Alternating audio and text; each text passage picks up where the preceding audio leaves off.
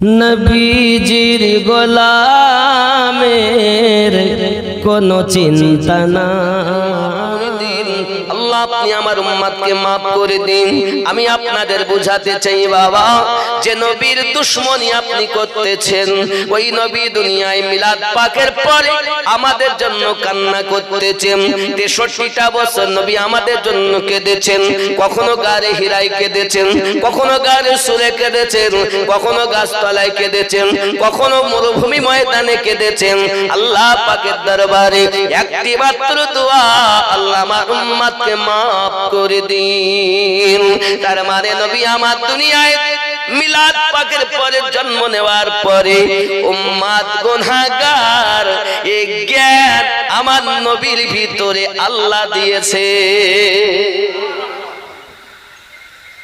তুমি বলো জানে না, আর আমরা সুন্নিরা বলি নবী পাকের কাছে কোনো জিনিস অজানা বলে থাকে না, ছিলও না। জানে না দল প্লাস্টিক, জানে দল অরিজিনাল। বেলফুল হতে পারে, চামেলি হতে পারে, রজনীগন্ধা হতে পারে, গাঁদা ফুল হতে পারে, গোলাপ ফুল হতে পারে। যে ফুল হবে তার জন্মগত সুঘ্রাণ হবে। তো যে ব্যক্তি নবী আশিক হবে তার প্রেম অনুযায়ী তার ভিতরে নবীর মোহাব্বতের খুশবু পাওয়া যাবে। আর যে ব্যক্তি দেখতে সুন্দর হবে, নবী পাকের প্রেমের সুঘ্রাণ নাই, বদনাম করে বেড়াবে, নামাজ থাকবে, রোজা থাকবে, দাড়ি থাকবে, হাব্বা জুব্বা থাকবে, তবে রাসূলে পাকের শানে তারা গুস্তাখি করে বেড়াবে। বুঝে নিতে হবে গুস্তাখ ওয়ালা প্রেম থেকে খালি। কি থেকে খালি? প্রেম থেকে খালি। কারণ আপনারা সবাই বুদ্ধিমান মানুষ, বুদ্ধিজীবী মানুষ, জানেন যেখানে প্রেম সেখানে বদনাম নেই, আর যেখানে বদনাম সেখানে প্রেম। ঠিক না ভুল? আব্বা আমার সোনা মানিক শুধু এতটুকুই নয়, আম্মা আমেনা রাদিয়াল্লাহু তাআলা আনহা বলেন, আমার সন্তান দুনিয়ায় আগমন করার পর 1000 বছর ধরে একটা আগুন নিভত না মক্কার জমিনে। ওই আগুনটা নিভে গেল। যেই আমার রক্তে জিগার জন্ম নিল, রক্তে জিগার জন্ম নেওয়ার সাথে সাথে আগুন নিভে গেল। এতটুকুই না, আমি আম্মা আমেনা রাদিয়াল্লাহু তাআলা আনহা আমার বেটার জন্ম নেওয়ার নূরের ঝলকে, নূরের জ্যোতিতে শাম তথা সিরিয়ার এলাকা আমি আমেনা স্পষ্ট দেখতে পেয়েছি। এই জন্য গজলে বলা, জামানা দিওয়ানা ও গো মা আমিনা, তোমার লালের নাই তুলনা, মাগো তোমার লালের নাই তুলনা। জামানা দিওয়ানা ও গো মা আমিনা, তোমার লালের নাই তুলনা, মাগো তোমার লালের নাই তুলনা। মদর নবীর জন্ম হলো যেদিন মক্কায়, শুকনো গাছে ফুল ফুটিল মরু সাগরায়, মাথা নত করে আল্লাহর দরবারে উম্মতের জানাই শুভ কামনা, মাগো তোমার লালের নাই তুলনা। জামানা দিওয়ানা ও গো মা আমিনা, তোমার লালের নাই তুলনা, মাগো তোমার লালের নাই তুলনা। জোরে হবে। হঠাৎ করে মায়া আমিনা দেখতে যেন পায়, ছেলের নূরে সারা জগৎ আলোকিত হয়। জোরে বলুন। কয়েক হাজার মাইল দূর শাম ও সিরিয়ার বাজার, কত গাছপালা পাহাড় পর্বত ভেদ করে আম্মা আমেনা বলেন, আমার বেটার নূরের জ্যোতিতে আমি আমেনা শুবে সাদিকের সময়, শুবে সাদিক মানে বোঝেন তো, বাবা গায়ের লোমটাও ভালো স্পষ্ট দেখা যায় না, দূরের মানুষ বোঝা যায় না ভালোভাবে, যায় একটা মানুষ যাচ্ছে কিন্তু বোঝা যায় না, তাকে বলে শুভে সাদিক। আর সেই সময় আম্মা আমেনা বলেন, আমার কলিজার টুকরার নূরের জ্যোতিতে হাজার হাজার মাইল দূর শাম সিরিয়ার বাজার আমি আমেনা দেখেছি। নাকি নাকি গো? হঠাৎ করে মায়া আমিনা দেখতে যেন পায় ছেলের নূরে সারা জগৎ আলোকিত হয়। আদব সহকারে নূর নবীজিকে ঘিরে নূরের দল নাই দোলায় মাগো তোমার লাল নাই তুলনা সামানা দিওয়ানা ও গো মা আমিনা তোমার লালের নাই তুলনা মাগো তোমার লালের নাই তুলনা। জোরে বল আব্বাজি আমার সোনা মানিক। এমনি করে আম্মা আমেনা রাদিয়াল্লাহু তাআলা আনহা নিজের সন্তান পেয়ে বড় আনন্দিত। হে বাবাজি আমার সোনা মানিক, চতুর্দিকে সংবাদ আপনার পৌঁছে গেল। বিশেষ করে আপনি কোরআন শরীফ খুলবেন, দেখবেন আবু লাহাবের মতো দুশমন তার দাসীকে বলেছে, দাসী রে, আব্দুল্লাহর বেটা মুহাম্মদ সাল্লাল্লাহু আলাইহি সাল্লাম দুনিয়ায় আগমন করবেন, এই সংবাদটা আমায় দিলে আমি তোমাকে মুক্তি দেব। আব্বা আমার কোরআন শরীফ খুলে দেখা যায় সোমবারের দিন আমার নবী পাক সুবে সাদেক আগমন করেছেন।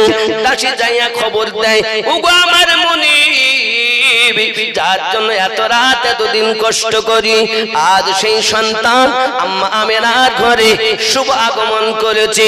সঙ্গে সঙ্গে আবু লাহাব বলে, যা দাসী যাও, তুই আমাকে সংবাদ দিলি, আমি তোকে মুক্তি দিলাম।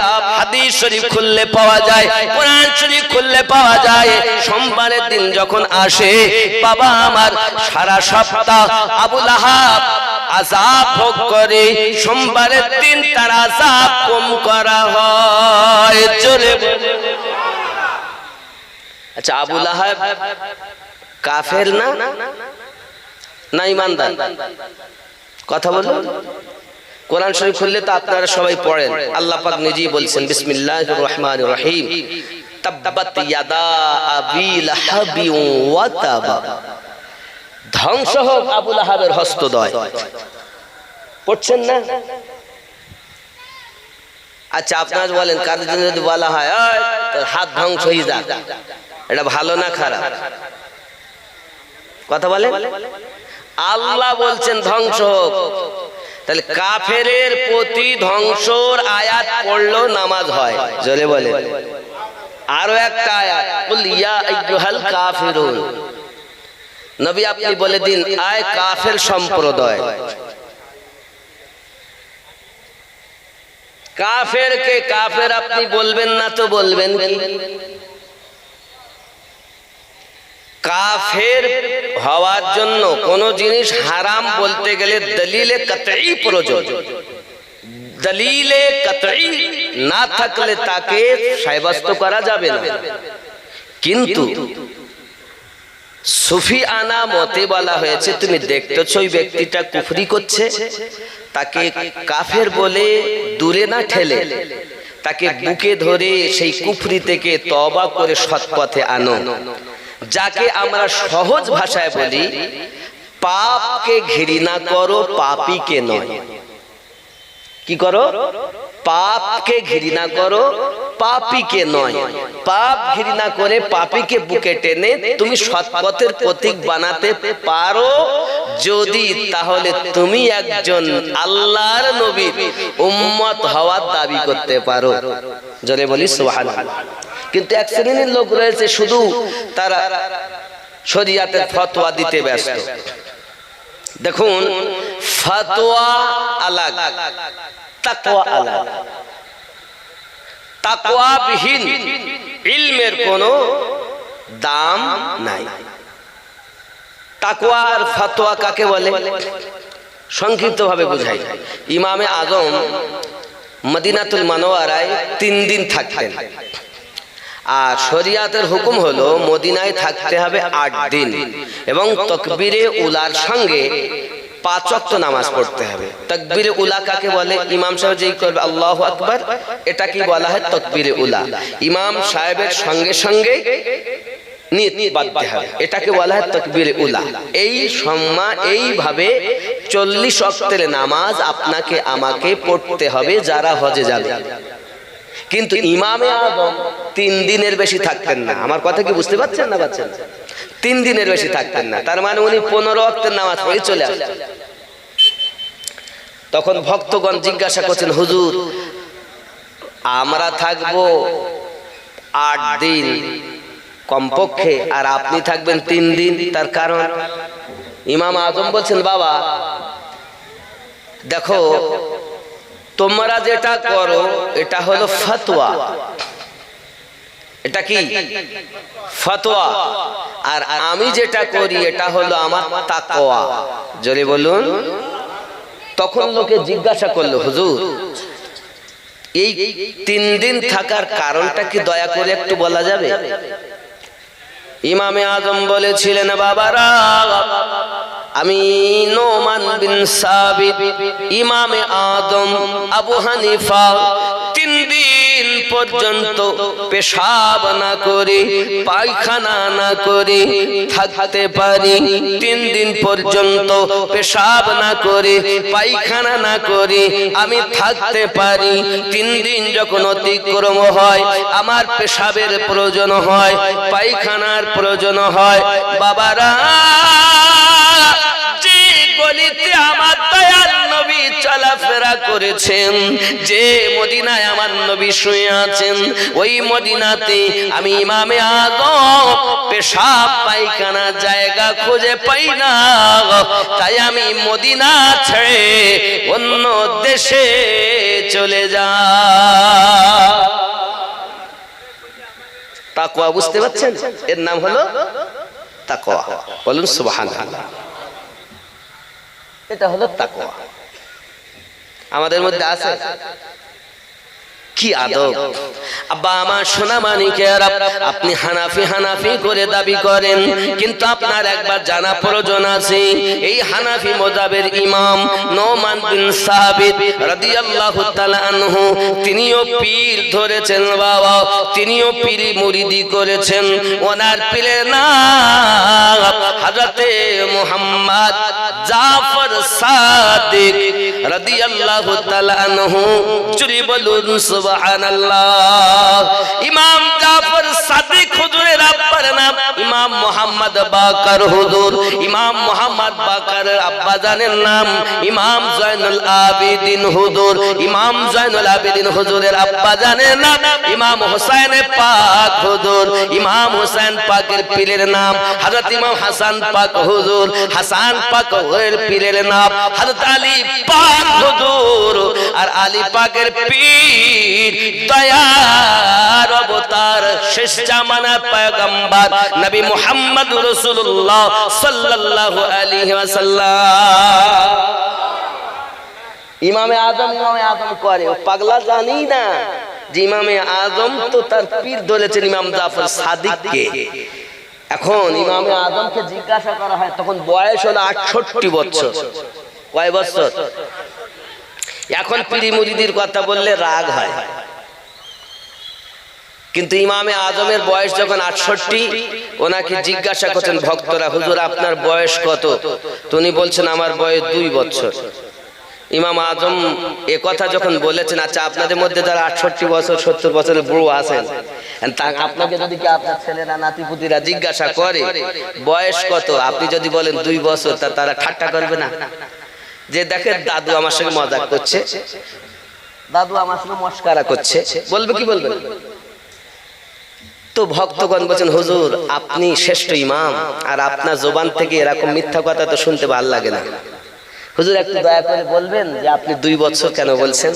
তো ইমামে আযম বললেন, বাবা আমি এই 2 বছর ইমাম মুহাম্মদ জাফর সাদিকের কাছে বায়াত গ্রহণ করেছি। দীক্ষা গ্রহণ করেছি। এই 2 বছর আমার সঠিক জীবন, বাকি আমার 66 বছর হেলায় নষ্ট হয়ে গেছে। আল্লাহ কোরআনে বলেছেন সূরা আল কাহাফের 17 নম্বর আয়াতে, মাই ইয়াহদিল্লাহু ফাহুয়াল মুহতাদি ওয়া মাই ইউদলিল ফালান তাজিদা লাহু ওয়ালিয়াম মুরশিদা। আমি আল্লাহ যাকে হেদায়েত দান করি সে হেদায়েত প্রাপ্ত হয়, আমি আল্লাহ যাকে পথভ্রষ্ট করি পথ প্রদর্শক আউলিয়াকে মুর্শিদ রূপে পাবে না। তাহলে কোরআনের এই আয়াত অনুযায়ী আমরা বুঝতে পারলাম মুর্শিদ যারা পেয়েছে আল্লাহ তাদের হেদায়েত কবুল করেছে, যারা মুর্শিদ পায়নি আল্লাহ তাদের হেদায়েত দেননি। এই কোরআন সূরা আল কাহাফ আয়াত 17। তাহলে ইমামে আজমের হেদায়েত আল্লাহ চেয়েছেন বলে উনি মুর্শিদ পেয়েছেন। ওনার মুর্শিদকে ইমাম জাফর সাদিক। 12 ইমামে 6 নাম্বার ইমাম। এগুলো বুঝতে হবে। ও ডালির খোঁজ রাখে না, হাড়ির খোঁজ নাই, ডাল ডাল করছে। ও যদি মনে করে আমি হানাফি, তা আপনাকে বায়াত হওয়া শর্ত। কারণ হেদায়েত সেই পাবে আল্লাহ যাকে দিবে। হেদায়েতের মালিক কে? তাহলে হেদায়েত আল্লাহ যাকে দিবে সেই পাবে, আর মুর্শিদ ওই পাবে যাকে আল্লাহ হেদায়েত দেবে। মুর্শিদ পাইনি মানে আল্লাহ তার হেদায়েত দেননি। আর এখন বলতে গেলে দুঃখ। এই মুর্শিদ সম্পর্কে বলতে গেলে আরো অনেক সময় যাবে, যাক আমি ওটা বলছি না। আমার নবী পাকের জিন্দেগি বলি। একটু দরুদ শরীফ আল্লাহুম্মা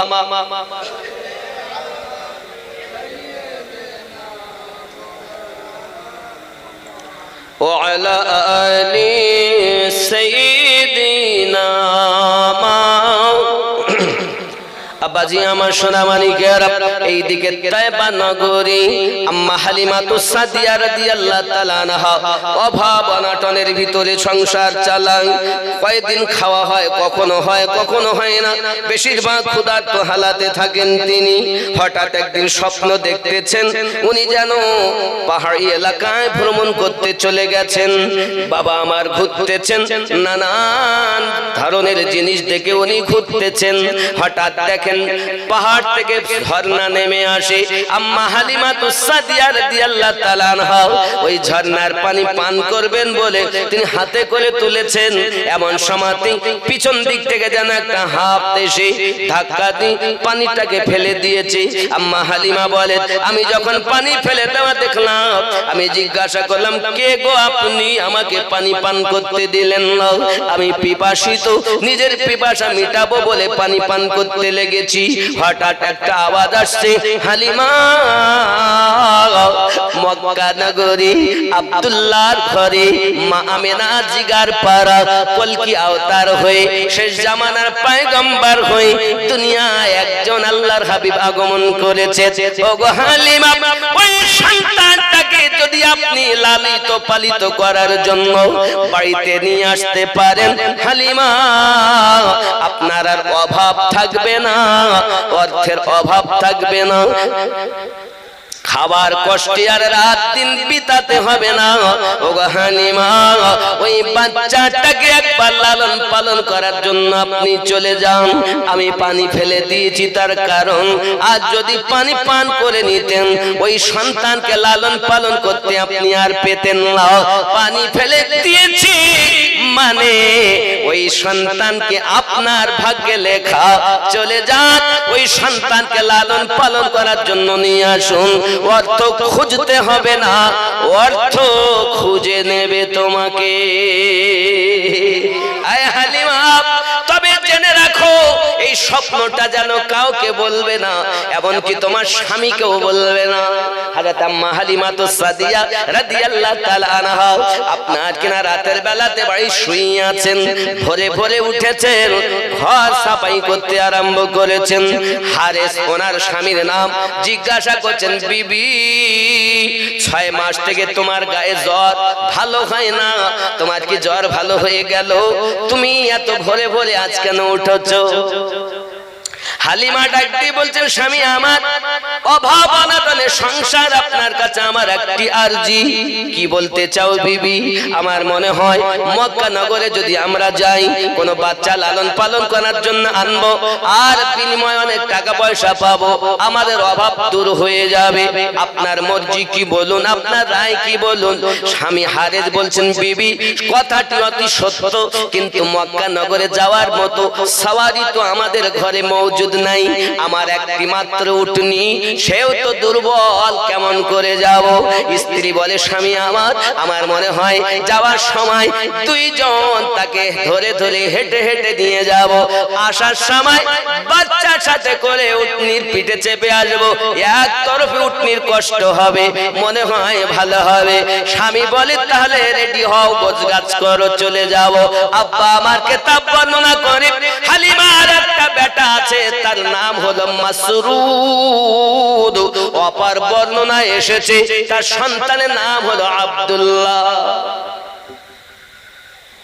দুধ পান করে। তখন কতদিন দুধ পান করতে হবে এটা বিধান তো হয়নি এখন। নবী পাক তো কেবল দুনিয়ায়, অনেক বড় বাচ্চা দুধ পান করত। আপনাদের গ্রামে খুঁজলে এরকম পাওয়া যাবে, যাকে আগেকার মানুষ অনেক 7-8 বছরও মায়ের দুধ পান করেছে, এরকম ছেলে। কিন্তু শরীয়তের বিধান হলো 2 থেকে 2.5 বছর যখন বয়স হবে, বাচ্চাকে আর দুধ পান করাবে না। কেন? দুধ কি হারাম? না, দুধ হারাম না।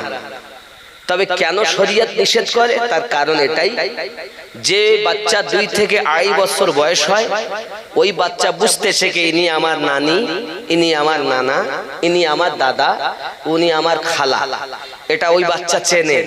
শরীয়ত বলে ওই যে বাচ্চাটার এতটুকু জ্ঞান হয়েছে যে ওটা দাদা, ওটা নানি, ওটা নানা, এই বাচ্চাকে মা তুমি তোমার স্তন দুটি যেন দেখিও না, এটি শরীয়ত হারাম বলেছে। দুধ হারাম না, এটাই দেখানো হারাম। তাহলে একটি সন্তানের জন্য যদি এতটি পর্দা করতে হয়, আদব করতে হয় মাকে, তাহলে পর পুরুষের হাত ধরে মেয়ে চলে যাবে বাজারে, এটা কি জায়েজ হবে? কথা ভালো করে বুঝবেন। তাহলে বাবজি, শরীয়ত কার নাম? শরীয়ত বাজারে যেতে নিষেধ করিনি,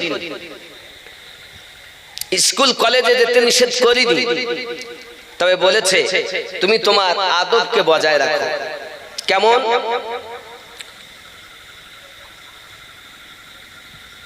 শরীয়ত হুকুম দেয় তোমার 3টি অঙ্গ, মুখ, হাতের পাতা, পায়ের পাতা খোলা রাখা যায়, বাকি অঙ্গ প্রত্যঙ্গ দেখা হারাম, দেখানো হারাম। একটি নারী আর একটি নারী চতুর্থ অঙ্গ প্রত্যঙ্গ দেখা হারাম, দেখানো হারাম। নারী যদি নারীর জন্য হারাম হয়, তাহলে পুরুষের জন্য কি জায়েজ হবে?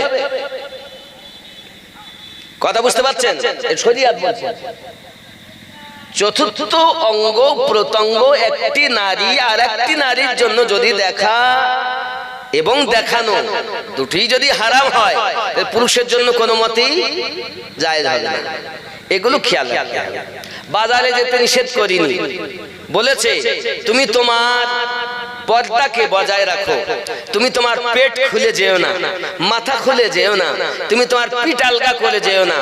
কারণ আজ মায়েরা বেপর্দায় চলার কারণে আজ বেশি ধর্ষিতা হচ্ছে, আজ বেশি সমাজে জেনা হচ্ছে, ঠিক কিনা বলেন? এর কারণ হলো এটা। আমি একটি উপমা দেই আপনাদেরকে, দেখবেন যার বাড়িতে মাছ রান্না থাকে, তার বাড়ির পাশে মাছ যদি আপনি আনেন, তো দেখবেন বেশিরভাগ বিড়াল, বিড়াল বিড়াল বোঝেন তো, বাড়ির পাশে ম্যাও ম্যাও করে। ও বলছে ম্যাও, সুযোগ পেলে খাও। বিকল চকে এখানে জলসা, আপনি মাছ রান্না করেছেন, করে রেখে এসেছেন, মেহমান আছে, চলো একটু আমিনুদ্দিন উঠেছে, এখন আমিনুদ্দিনে একটু ওয়াজনে শুনে পরে এসে খাবো। হাঁড়ি ছিল ভালোভাবে ঢাকা হয়নি, জানালা খোলা, দরজা খোলা। বাড়ি গিয়েছেন রাত, জলসা শেষ করে আমার আমিরুল ভাই আমার পরে উঠবেন, বক্তব্য শুনে গেছেন, গিয়ে দেখছেন মাছ নাই, রান্না করা মাছ সব শেষ। 10 টাকা বিড়ালের দোষ? কার দোষ? মা আমার, আপনি যদি আপনার হাড়ির সরপোষটা ভালো করে লাগাতেন, দরজা যদি লাগিয়ে দিতেন, জানালা যদি টাইট করে লাগিয়ে আসতেন, বিড়াল ম্যাও ম্যাও করে ঘরের চারিপাশ ঘুরে চলে যেত, মাছ খেতে পারত না। হে জননী, তুমি যদি তোমার শরিয়াতের পর্দাটা বজায় রাখতে, পিঠ যদি খোলা না রাখতে, মাথা যদি খোলা না রাখতে, সিনা যদি টাটা সমর মতো বডি নিয়ে ঘোরাফেরা না করতে, তোমার পর্দা গোপাল জর্দা হয়ে যেত না, তোমার সতীত্ব নষ্ট হতো না। সতীত্ব নষ্ট হওয়ার পিছনে ওই মহিলা দায়ী, আর তার থেকে বড় দায়ী তার মা আর বাপ। আর বুঝতে পারেননি? এগুলো খেয়াল রাখতে হবে। বাজারে যান, মার্কেটে যান, স্কুলে যান, কলেজে যান, সব জায়গায় চাকরি করুন, সব জায়গায় যেতে শরিয়াত বলেছে, তবে শরিয়াতের বিধানকে মাথায় নিয়ে যান। জোরে বলি সুবহানাল্লাহ, আরো জোরে বলি সুবহানাল্লাহ। এগুলো মাথায় রাখতে হবে। যাক, আমি ঘটনার দিকে এগিয়ে যাই। রাগ হচ্ছে আমার কথা শুনে? আর একটু বলবো। আব্বা আমার সোনা মানিকের আম্মা হালিমাতুস সাদিয়া রাদিয়াল্লাহু তাআলা আনহা স্বামীর সঙ্গে চলে আসছেন মক্কা নগরী। আব্বা আমার তখন নাম ছিল বাক্কা। আমার নবী পাকের কদমের বিনিময় হয়েছে মক্কাতুল মুকাররমা। জোরে বলুন। এই বাক্কা দেশে হালিমা স্বামী হারেসকে নিয়ে এই বাক্কা দেশে আসতে আসতে বাবা সোনা মানিক আমার ঠিক মক্কা নগরে আব্দুল মুত্তালিবের বাড়ির সম্মুখে আপনার পৌঁছাবে। এই সময় ওই উটনিটা আপনার শুয়ে পড়েছে। এখানে আরো ঘটনা আছে, বলে আমি বলিনি। আমার নবীর আগমনের পরে হযরত আব্দুল মুত্তালিবের কি হলো, কয়েকদিন উনি দেখতে পাননি, এগুলো অনেক ঘটনা। আমি ওই দিক বলতে গেলে এই ঘটনা আমার আগানো হবে না, এর জন্য আমি ছেড়ে আসছি।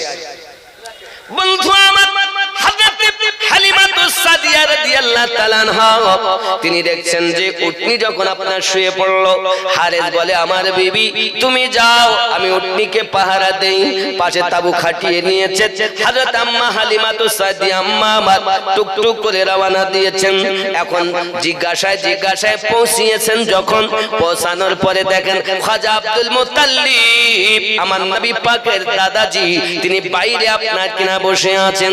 জিজ্ঞাসা করছেন বাবুজি এটি কি খাজা আব্দুল মুত্তালিবের বাসা, কাবার মুতাওয়াল্লির বাসা? জি হ্যাঁ।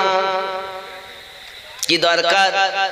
বাবুজি আমি তায়েবা নগর থেকে এসেছি, আমার মনে বড় আশা, যদি এই ঘরে একটি বাচ্চা জন্ম নিয়েছে শুনেছি, ওই বাচ্চাটা যদি আমাকে লালন পালন করার জন্য দেওয়া হতো তাহলে আমি বড় ধন্য হতাম, আমি বাচ্চাকে লালন পালন করতাম। হযরতে খাজা আব্দুল মুত্তালিব ওই আম্মা হালিমাতুস সাদিয়ার দিকে তাকিয়ে দেখে মাজা সোজা করে দাঁড়াতে পারে না, গায়ের চামড়া ঢিলা, রোগগ্রস্ত মানুষ, অসুস্থ মানুষ, কেমন করে তার দাদু ভাইকে দেবে? মনের ভিতরে ঠিক করে নিয়েছেন এই দুর্বল মানুষকে আমার দাদু ভাইকে লালন পালন করতে দেওয়া যাবে না, কারণ সঠিকভাবে তার তত্ত্বাবধান হবে না। আমার বেটা আব্দুল্লাহ দুনিয়ায় নাই, আজ যদি এরকম একজন মেয়ের কাছে দেই তাহলে হয়তো আমার বেটাও মনে হয়তো এমন হবে না, এমন থাকলে আমার বেটাও দিত না, আমিও দাদু হয়ে দিতে পারবো না। দিবেন না বলি চিন্তা ভাবনা করে কিছুই না বলে চুপ করে বসে আছে। বারবার কাকুতি মিনতি করেন বাবুজি দয়া করুন, মায়া করুন আমার উপরে, আমি ওয়াদা দিলাম আমার জীবনের থেকে আপনার দাদু ভাইকে বেশি ভালোবাসবো। বাবুজি শুধু আমি আমার জীবনের থেকে বেশি ভালোবাসবো না, আমার নিজের সন্তানের থেকেও আমি আপনার দাদু ভাইকে ভালোবাসবো। আয় বাবুজি ফিরাবেন না, আমি এক সপ্তাহের পথ আমার যেতে আবার লাগবে, আমার 4 দিন লাগবে, এসেছি আমি আবার যাব, আমি এত পথ মোটা আমার 1 সপ্তাহ সফর। বাবুজি আসতে লেগে গেছে 3 দিন অতিক্রম হয়ে 4 দিন পড়েছে। বাবু আমার মেহেরবানি করুন করুন, একবার আমাকে বাচ্চাটার দিন লালন পালন করি। ইজাজত দিন না। যখন হালিমা সঙ্গে সঙ্গে খাজা আব্দুল মুত্তালিব আপনার ইজাজত দিলেন, ঠিক আছে সন্তানের থেকে বেশি প্রেম করতে হবে, নিজের জীবনের বিনিময়ে আমার দাদু ভাইকে ভালোবাসতে হবে। বলো তুমি ওয়াদা দাও।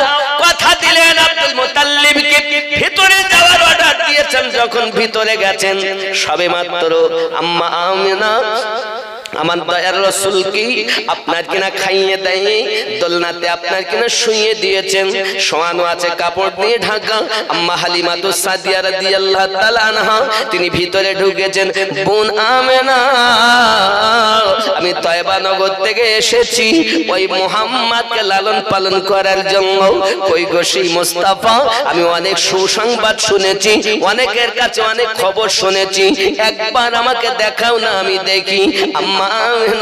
আমার দয়ার রাসূলকে কাপড় দিয়ে ঢেকিয়েছিলেন, কাপড়টা যখন সরিয়েছেন আম্মা হালিমাতুস সাদিয়া রাদিয়াল্লাহু তাআলা আনহা আমার দয়ার রাসূলকে দেখার সাথে সাথে লাফ দিয়ে উঠে গেছেন আর বলছেন, বোন আমেনা, এত সুন্দর সন্তান আমি হালিমার চোখ জীবনে দেখিনি।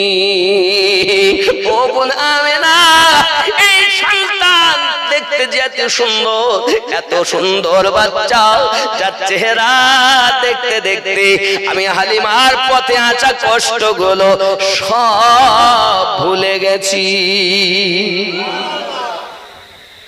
প্যারা নবী সাল্লাল্লাহু আলাইহি ওয়াসাল্লাম কি চট করে আপনার কিনা কোলে নিয়েছেন। আম্মা আমিনা রাদিয়াল্লাহু তাআলা আনহা বলেন, বোন হালিমা গো, তুমি আমার বেটাকে লালন পালন করবে ঠিকই, তবে শোনো আমার বেটা কিন্তু অন্য বেটাদের মতো না। আমার বেটা যখন দুনিয়ায় আমার গর্ভে এসেছে, একজন নয় দুইজন নয়, ইমাম জালালউদ্দিন আসিউতি হুজুর বর্ণনা করেন ৭০,০০০-এর মতো নবী আম্মা আমিনাকে মুবারকবাদ দিয়ে গিয়েছে। ও বোন হালিমা, জিন্দেগির শুধু একটি ঘটনা আমি তোমাকে শোনাই হালিমা, জেনে রাখো। একদিনের ঘটনা, আমি ঘর থেকে অনেক বার্তানগুলো নিয়ে বাইরে ধৌত করব বলে বার হয়েছি। এমন সময় আমার শ্বশুর আব্বা আব্দুল মুত্তালিব বলেন, বৌমা আমার আব্দুল্লাহ তো দুনিয়ায় বেঁচে নাই। মা ও আমেনা, তুমি কি তোরা বার্তান নিয়েছো? পানি তো লাগবে, দোলে তো পানি নাই। আব্বা আপনার চিন্তা করতে হবে না, আমি আমেনা কুয়া থেকে পানি নিয়ে বালতান ধৌত করব। বোন হালিমা, আমি বালতানগুলো রেখে ডোলটাকে নিয়ে কুয়ার দিকে এগিয়ে যাই। এমন সময় দেখি দুইজন মহিলা এগিয়ে আসতেছে। তারা আপনার কিনা বলতেছে, আমেনা কোথায় যাবে বোন? পানি নিতে যাচ্ছি। আমরা তো ফিরে আসছি, দেখো ডোলে পানি নাই, কুয়াতে পানি আছে তবে অতি নিচে পড়ে আছে। বালতি যখন দিব তখন বালি উঠবে, ময়লা উঠবে, পানি ব্যবহার করা যাবে না। ও বোন আমেনা, ফিরে চলুন, ফিরে চলুন, পানি কুয়াতে নাই। আম্মা আমেনা বলে, এসেছি যখন ফিরবো না। ও হালিমা, আমি তো কুয়ার নিকটে গেলাম, আর যাইয়া দেখি কুয়ার কানায় কানায় পানি। আমি ডলে করে পানি নিয়ে ফিরে আসতেছি। তারা দুইজন দেখে, তারা দুইজন দেখার পর আমাকে ডাক দেয়, আমেনা আমরা গেলাম পানি পেলাম না, আর তুমি যাইয়া পানি পেলে কেমন করে? তা তো বলতে পারবো না, আমি পানি নিয়েছি, দেখো পানি আমার ডোলে। তারা দেখে আশ্চর্যান্বিত হলো। ওগো আমেনা, আমরা গেলাম পানি নাই, আপনি গেলেন পানি, বুঝে তো আসে না। দাঁড়াও দেখি আমরা যাইয়া দেখে আসি। তারা আবার যায়, দেখে কুয়াতে পানি নাই। ওগো আমেনা দাঁড়িয়ে যান, কুল দাঁড়িয়ে যান, আমাদের বুঝে আসে না, কিসে কি হয় কিছুই বুঝি না বোন। ও আমরা অনুরোধ করি, আমরা বালতি এখানে থাক, আপনি একটু আমাদের সঙ্গে চলুন। আমরা গিয়ে তো পানি পেলাম না, আর আপনি পানি নিয়ে আসছেন। যে আমার দয়ার নবীর আম্মা জান কি, তারা দুইজন সাথে করে নি কুয়ার নিকটে যায়, দেখে কুয়ার কানায় কানায় পানি। ও বোন আমেনা, তারা দুইজন আমাকে পিছিয়ে আনে, কুয়ার পানি নিচে নেমে যায়, আবার কুয়ার কিনারায় দাঁড়িয়ে যায়, কুয়ার পানি উপরে উঠে যায়। আমার আল্লাহ পাক আল্লাহ তাআলা বলে দেয়, এ কুয়ার পানি রে, আমার রাহমাতুল লিল আলামিনের মা পানি নিতে এসেছে, খবরদার যেন কষ্ট না হয়, এই জন্য কুয়ার পানি কানায় কানায় করে দেয়। আমি বোঝাতে চাই বাবা, জগতের মানুষ তোমরা নবী চিনলে না, আমার নবীকে পাওয়া আমার কুয়ার পানি পর্যন্ত এত আদব দেখিয়েছে। এই জন্য তো বলি নবী ছাড়া নাই সাহারা, জানো দুনিয়া ওয়ালা, একটু বলা যাবে না? জানো দুনিয়া ওয়ালা, নবী গলায়, নবী ছাড়া নাই সাহারা, জানো দুনিয়া ওয়ালা, মোহাব্বত জানো দুনিয়া ওয়ালা, নবী মোদের নয়ন মনি, নবী গলার মা। সবাই একসঙ্গে বলেন না, আওয়াজটা ঢেউ হবে, ভালো লাগবে, মোহাব্বত হবে। নবী মোদের নয়ন মনি, নবী গলার মা, নবী ছাড়া নাই সাহারা। জোরে কোন সুবহানাল্লাহ। আদম থেকে ঈসা নবী,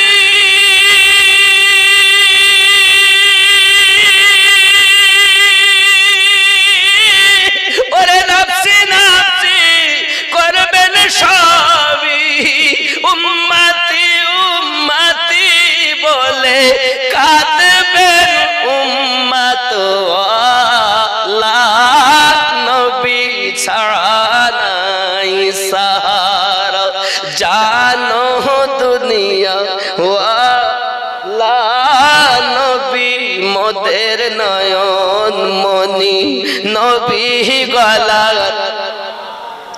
আল্লাহ কবুল করুন, জোরে বলি আমিন। মাশাআল্লাহ, খুব সুন্দর হচ্ছে।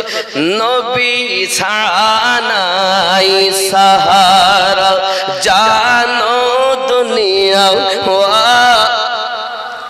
নবী চরিত্র খুলুক আযীম বলছেন আল্লাহ তাআলা, সেই নবীজি গোলাম হলে, সেই নবীজি গোলাম হলে থাকবে না কোনো জালা, নবী ছাড়া নাই সাহারা, জানো দুনিয়া ওয়া।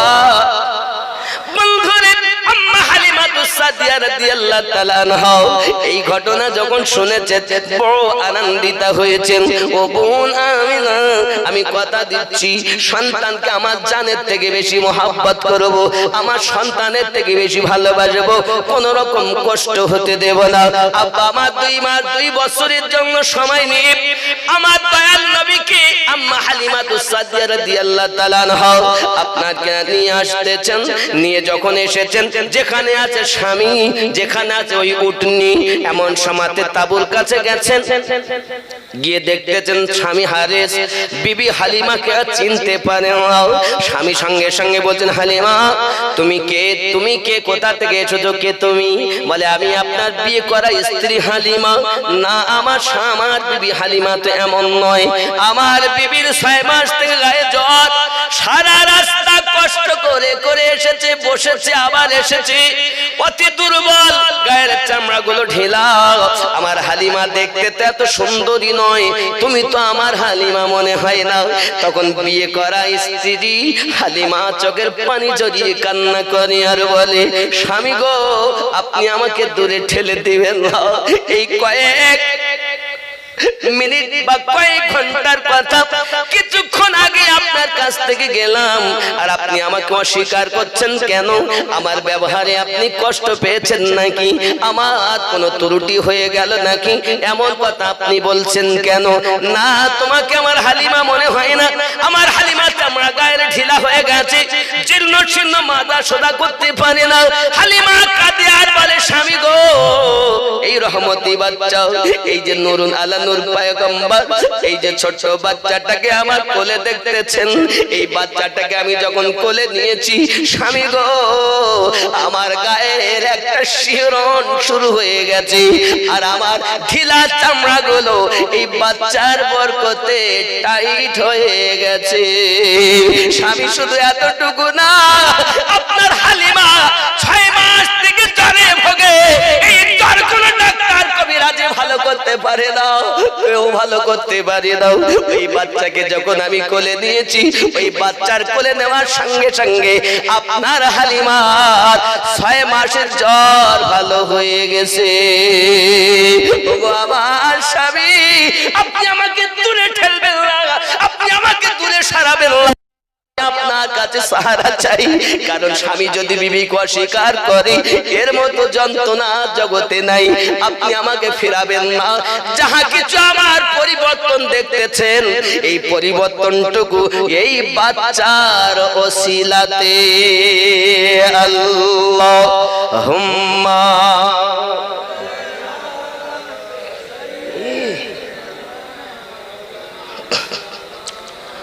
وعلى آل سيدنا আম্মা হালিমাতুস সাদিয়া রাদিয়াল্লাহু তাআলা আনহা আমার দয়ার রাসূলকে নিয়ে তাঁবুর ভিতরে প্রবেশ করেছেন। আর আমার শিশু নবী মুস্তাফাকে স্তনের দুধ পান করাবেন বলে আপনি তাঁবুর ভিতরে উনি ঢুকেছেন। আমার দয়াল নবীজিকে যে স্তনে লাগিয়েছেন, আমার দয়ার রাসূল ডান স্তনটি টানতে আরম্ভ করে দিয়েছেন। আব্বাজি আমার সোনা মানিকেরা, বেশ আম্মা জান আমার খুরি আমার রাসূলের পাকে বাম স্তনে লাগিয়েছেন। প্যারা রাসূল আমার সঙ্গে সঙ্গে মুখটাকে আর ফাঁক করছেন না, আর মুখ লাগাচ্ছেন না, গাল বন্ধ করে রেখেছেন। আম্মা জান আবার ডান দিকে নিয়েছেন, নবী আমার টানতে আরম্ভ করেছেন। বাম দিকে নিয়েছেন, নবী মুখ খুলছেন না, মুখ বন্ধ করে রেখেছেন। শিশু নবী জানাতে চাচ্ছেন না, দুধ মা হালিমা, আল্লাহ পাক আমাকে রাহমাতাল লিল আলামিন করে জগতে পাঠিয়েছে। ও জননী, আমি মা, জেনে রাখুন, ভাইয়ের হক ফাঁকি দেওয়ার জন্য দুনিয়ায় আসেনি, আমি ভাইয়ের হক বুঝিয়ে দেওয়ার জন্য এসেছি।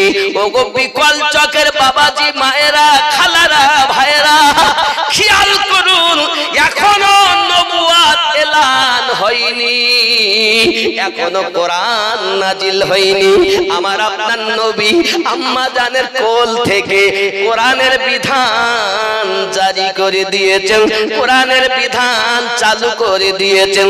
জগতের মানুষকে বুঝাতে চাচ্ছেন, এ জগৎবাসী, আল্লাহ পাক আমাকে এত ক্ষমতা দিয়েছে, আমি আল্লাহর হাবিব ভাইয়ের হক বুঝিয়ে দেওয়ার জন্য এসেছি।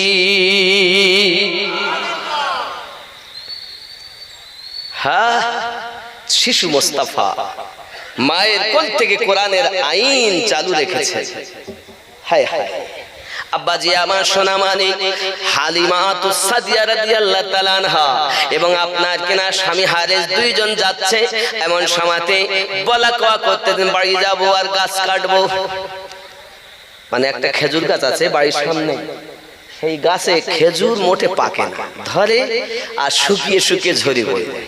মানে গাছ আছে এরকম দেখবেন, খেজুর পাকে না, ধরে শুকিয়ে পড়ে যায়। তো হারেস বলছে, বিবি বাড়ি যাব, আগে ওই গাছটারে কাটবো। তাহলে ঠিক আছে, আগে বাড়ি তো চলে, বাড়ি গিয়ে কাটবেন। যাই হোক, যাচ্ছেন। তো প্রতিমধ্যে আরো যারা আগে বাচ্চা নেওয়ার জন্য মক্কা নগরে এসেছিলেন, তাদেরকে পিছনে ফেলে আম্মা আগিয়ে যাচ্ছেন। তারা বলছেন, হালিমা আপনি কি উটনি পাল্টিয়ে দিয়েছেন?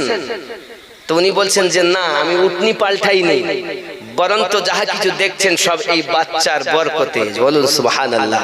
তা আমার দয়ার নবী তো সম্মুখে নিয়ে, আগে আমার নবী কোল মোবারকায় হালিমা, তারপরে স্বামী হারেস, কথা বুঝতেছেন? তো নবী পাকের নুরানি চেহারা একটুখানি দেখে বিজলি চমকানো মতো হয়ে গেছে। তো বলছেন সবাই, বলা কগাই বাচ্চা দেখে তো মন ভরলো না, বাড়ি যাব পরে, আগে যাব হালিমার ঘরে। কেন? বাচ্চাটাকে দেখবে একটু নয়ন ভরে। সুবহানাল্লাহ। হালিমা তো সাদিয়া রাদিয়াল্লাহু তাআলা না বাড়ি যাচ্ছেন, এখন দূর থেকে হারেস দেখতেছেন খেজুর গাছ তলায় কিছু বাচ্চা খেলা করছে। আপনি যদি হজে বা উমরাতে যান, দেখুন মক্কা নগরে গিয়ে আপনি বলবেন আমি একটু তয়বা নগরে যাবো, তা আপনাকে নিয়ে যাবে না, বলবে গাড়ি যায় না, মানে স্টার ভাড়া দিতে হবে। তো আমি গিয়েছিলাম আলাদা স্টার ভাবে গাড়ি রিজার্ভ করে, কথা বুঝতে পেরেছেন? তা যাই হোক, গিয়ে দেখে এসেছি যে জায়গায় আম্মা হালিমাতু সাদিয়া রাদিয়াল্লাহু তাআলা বাসা ছিল। আপনি গিয়ে দেখবেন আর কিছু কয়টা পাথর সাজানো আছে, কয়েকটা যায় নামাজের পার্টি, আর কিছু লোহার শিক ওখানে পোতা আছে দেখা যায়। আশেপাশে সব ওই মোটা মোটা লম্বা লম্বা কাটা বাবলা বন বলে না, যারা গজলে শুনেছেন, তোর মুস্তাফাকে দে না মাগো সঙ্গে নিয়ে যাই, বাবলা বনে ছায়ায় নিয়ে বসবো মোরা ঘিরে, খুরমা পাতার তাজ বানিয়ে পরিয়ে দিব শিরে, খেতে দিব খেজুর মাটি খুদা যদি পায়,